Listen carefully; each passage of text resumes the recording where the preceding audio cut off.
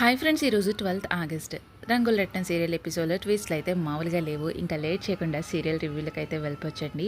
And first time మన channel చూస్తున్నట్లయితే కనుక తప్పకుండా సబ్స్క్రైబ్ చేసుకోండి. అండ్ రామ్ సీతల్ జంటలు అతి తొందరలోనే కలవాలని మీరైతే కోరుకున్నట్లయితే మన వీడియోని ఒక లైక్ చేసి హైప్ చేయడం మాత్రం మర్చిపోకండి. అండ్ ఇంకా సీరియల్ స్టార్టింగ్లోనే ఇంకా కౌసల్య జానకి ధైర్యం చెప్తూ ఉంటుంది. అమ్మ, నువ్వు ఎప్పుడు ఇలా ఆలోచించుకో, మానస్ ఎప్పుడు నీ పని మీదే ఉంటుంది.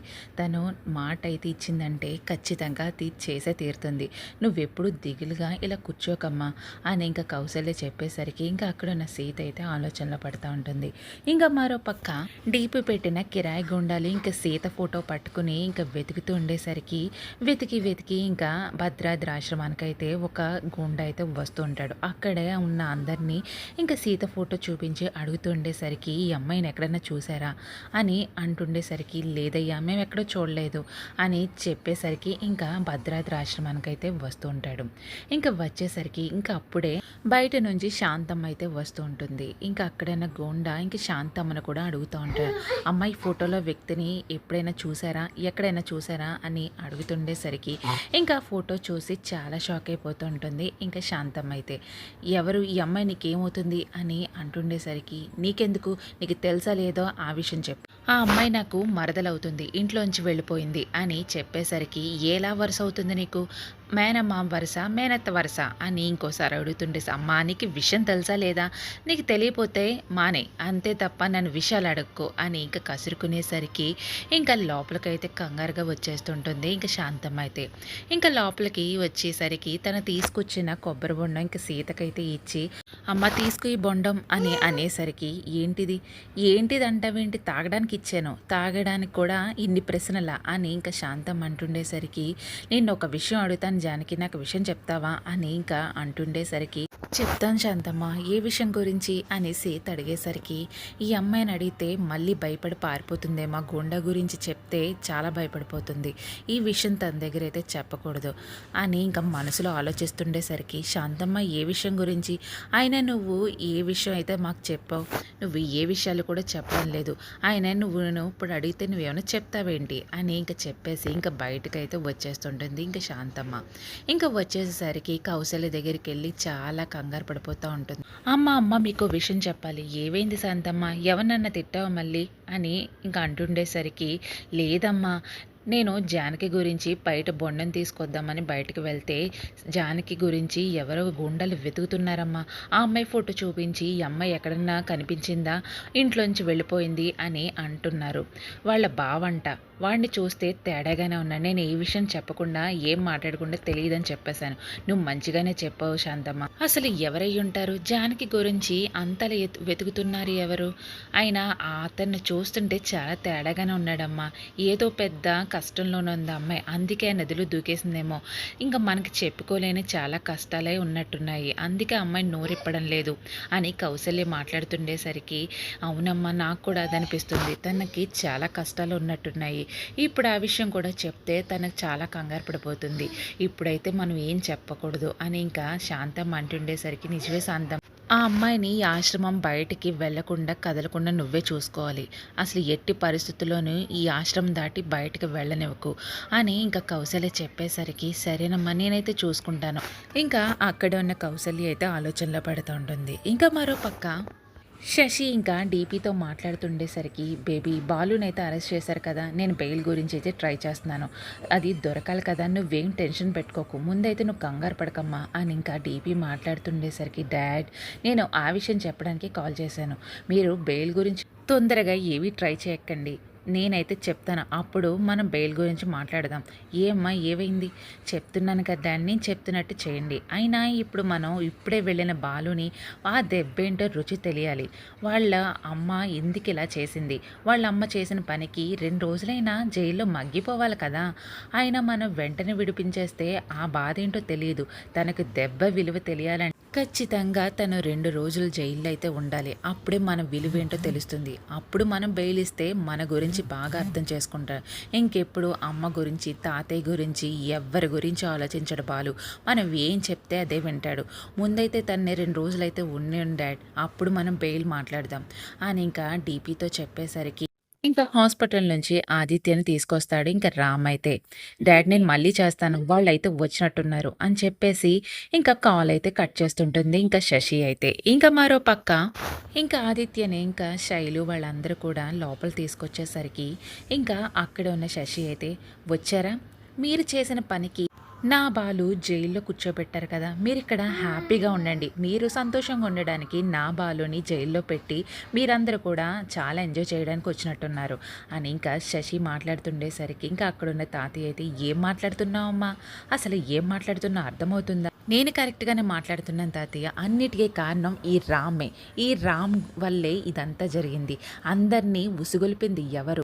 అత్తయ్యకి మాయమాటలు చెప్పి జైల్లో పెట్టించింది ఈ రామే. అందరినీ మభ్యపెట్టింది కూడా ఈయనే.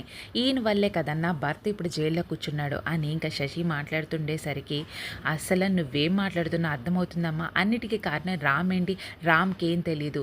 ఆయన ఏంటొదినా నువ్వేం మాట్లాడుతున్నావు? నేను చేసిన పనికి రామ్ అన్నయ్యకి ఏం సంబంధం లేదు. అయినా నువ్వెందుకు రామ్ అన్నయ్యని అలా ఆడిపేసుకుంటున్నావు? అసలు నువ్వేం మాట్లాడుతున్నావో తెలుసు. నేను ఏం మాట్లాడుతున్నానో కరెక్ట్‌గా మాట్లాడుతున్నాను. ఇప్పుడు మీరందరూ సంతోషంగా ఉండడానికి నా భర్తని జైల్లో కూర్చోబెట్టారు కదా! మీకు ఇప్పుడు హ్యాపీగానే ఉండుంటుంది అని ఇంకా శశి మాట్లాడుతుండేసరికి ఇంకా అక్కడికైతే రాణి అయితే వస్తుంటుంది. ఈవిడ గారి మాటలు ఇలాగే ఉంటాయి. ఈవిడి ఎన్ని చేసినా సరే మన మీదే నెట్టుకొస్తుంది. అయినా ఈవిడతో మాట్లాడడం కూడా వేస్టే అని ఇంకా రాణి అంటుండేసరికి, అత్తయ్య బాలు మీ కన్న కొడుకే కదా, ఎందుకు జైల్లో పెట్టించారు? వీళ్ళందరి గురించి తన్ని ఎందుకు అలా చేశారు అని ఇంకా శశి అంటుండేసరికి, నేను ఇన్నాళ్ళు చేయలేదనే బాధపడుతున్నాను. ఇప్పుడు చేస్తున్నాను కాబట్టి నేను ప్రశాంతంగా ఉన్నా. అయినా నేను ఒక తప్పు చేశాను. నిన్ను కూడా జైల్లో పెట్టిస్తే కరెక్ట్గా ఉండేది. అయినా వాణ్ణి అలా జైల్లో పెట్టి తప్పు చేశాను. నిన్ను కూడా పెట్టిస్తే ఈ గొడవ ఇలా జరిగుండేది కాదు అని రాణి మాట్లాడుతుండేసరికి ఇంకా అక్కడ ఉన్న శశి అయితే చాలా షాక్ అయిపోతూ ఉంటుంది. మరోపక్క భద్రాద్రాశ్రమానికి ఇంకా మందాకిని మంద అయితే వస్తూ ఉంటుంది. ఇంకా వచ్చేసరికి అందరూ కూడా దండాలు పెడుతూ ఉంటారు.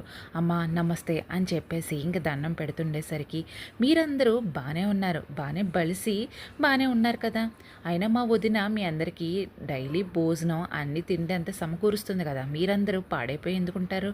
అందరూ కూడా చక్కగానే గుండ్రాయిల్లా ఉన్నారు అని ఇంకా మందాకిని అన్న మాటలకి ఇంకా అక్కడే ఉన్న వాళ్ళు కూడా ఏం మాట్లాడకుండా అలా చూస్తుండిపోతారు ఉంటారు. ఇంకా ఆశ్రమాన్ని లోపలికి వెళ్ళేసరికి ఇంకా అక్కడే ఉన్న సీతని అయితే చూసి ఇంకా చాలా షాక్ అయిపోతూ ఉంటుంది. అదేంటి నేను వచ్చినా సరే పట్టించుకోకుండా అలాగే కూర్చునుంది, దీన్ని ఏదో రకంగా ఇది చేయాలి, అసలు ఎంత పొగరదానికి అని అనుకుంటుండేసరికి ఇంకా అక్కడున్న కావని పిలిచి, నేను కౌసల్యమ్మగా ఆడపడుచును వచ్చానని చెప్పు అని ఆ అమ్మాయిని బయటికి రమ్మను అని ఇంకా మాట్లాడుతుండేసరికి, సరేనమ్మా నేను చెప్తాను అని చెప్పేసి ఇంకా లోపలికి వెళ్ళి సీతను తీసుకొస్తూ ఉంటుంది. ఇంకా ఆవిడైతే ఇంక తీసుకొచ్చేసరికి సీత అయితే దండం పెడుతుంది ఇంకా మందాకనికి. బాగానే ఉంది. అయినా నేను వచ్చి ఇంతసేపు అయింది, కనీసం పట్టించుకోవా? అయినా నేను కౌసల్య గారి ఆడపడుచుని, కనీసం నాకు గౌరవం ఇవ్వా? కనీసం చూసి కూడా నువ్వు ఏం మాట్లాడకుండా అలా ఉండిపోయావు అని ఇంకా అంటుండేసరికి, అమ్మ నేనైతే చూడలేదు, నేను చూసుంటే ఖచ్చితంగా వచ్చి మిమ్మల్ని పలకరించేదాన్ని, నేను చూసినా కానీ మిమ్మల్ని గుర్తుపట్టలేకపోయేదాన్నేమో అని అంటుండేసరికి, అసలు నీకు ఎంత పొగరు? ఈ ఆస్తిని ఆశ్రమాన్ని చూసుకునే పెద్దొచ్చినప్పుడు కనీసం లేసి గౌరవించాలని తెలియని మనుషుల్ని మా వదిని తిండి పెట్టి మేపుతుందంటే మా వదిన అనాలి, అసలు మీ వాళ్ళని అనకూడదు అని ఇంకా మందాకిని మాట్లాడిన మాటలకి ఇంకా సీత అయితే చాలా బాధపడుతూ ఉంటుంది. ఇంకా మరో పక్క శశి ఇంకా ఫోన్లో మాట్లాడుతుండేసరికి ఇంకా అక్కడికైతే శైలు అయితే వెనక నుంచి వస్తుంటుంది. ఇంకా వచ్చేసరికి, ఏంటే నీ బాబుతో మాట్లాడుతున్నావా? ఆయన ఏం మాట్లాడుతావు? ఎవరిని ఎలా పడగొట్టాలి, ఎవరి కాపురాలు కూల్చేయాలి, ఎవరిని ఎక్కడ లేపేయాలి, ఇవే కదా మీ మాటలు. ఆయన మీ మాటలు నేను వింటే ఇవే కదా, ఇలాగే ఉంటాయి. ఆయన నీ గురించి నేను ఎన్ని చెప్పినా తక్కువే. ఆయన నా గురించి ఏం తెలుసా? ఏమని మాట్లాడుతున్నాను? నీ గురించి చెప్పాల్సిందే ఉంది, చెప్పాను కదా హిస్టరీ అంతా. నువ్వు ఇలాంటి దానివే, నువ్వు తక్కువ తిన్నావా? అసలు కాపురాలను కూల్చేయాలి, ఎలా కూల్చాలో కూడా నిన్నే తెలుసుకోవాలి, నీ గురించి తెలుసుకుంటే కరెక్ట్గా సరిపోతావు అని ఇంకా శైలు అన్న మాటలకి శశికి అయితే చాలా కోపం వచ్చి ఇంకా వేలైతే చూపిస్తూ ఉంటుంది. నువ్వు వేలు దించకలేదనుకో, ఆ వేలుని అక్కడికక్కడికి ఇరిచేస్తానంతే. అసలు నాతో పెట్టుకోకు పెట్టుకోకు అన్నా సరే నాతో పెట్టుకున్నావు కదా, అయినా నువ్వు ఆదిత్య జోలికొచ్చినప్పుడే నువ్వు నా చేతిలో ఖతమైపోయావు. నువ్వు రేపటి నుంచి ఈ శైలు మరో రూపం చూస్తావు. అసలు ఏంటే నా ఆదిత్య జోలికొస్తావా? రేపటి నుంచి నీకు మొత్తం కూడా దేత్తడి పోచమ్మ గుడే. నువ్వు ఎలా ఉంటావో నేను చూస్తాను. మొత్తం కూడా ఏ పూటకా పూట నీకు నరకం అంటే ఏంటో చూపించకపోతే నేను శైలునే కాదు, మొన్న ఈ మధ్యనే ఇద్దరికి నేను చంపేంత పని చేశాను. నిన్ను వదలనే, నిన్ను కూడా చంపేంత పని అయితే చేస్తాను అని చెప్పేసి ఇంకా అక్కడే ఉన్న స్విమ్మింగ్ పూల్లోకి అయితే తోసినంత పని చేస్తుంది ఇంకా శైలు అయితే. ఇంకా శైలుని చూసి చాలా షాక్ అయిపోతూ ఉంటుంది ఇంకా శశి అయితే. ఇంకా ఈరోజు ఎపిసోడ్ ఈ విధంగా జరుగుతుందండి. మరి ఈరోజు ఎపిసోడ్లో మరి మీకేమనిపించిందో కింద కామెంట్ సెక్షన్లో మనకైతే తెలియజేసేయండి. అండ్ మరిన్ని లేటెస్ట్ రంగులు రెట్టిన సీరియల్ అప్డేట్స్ గురించి మన ఛానల్ని తప్పకుండా సబ్స్క్రైబ్ చేసుకోండి.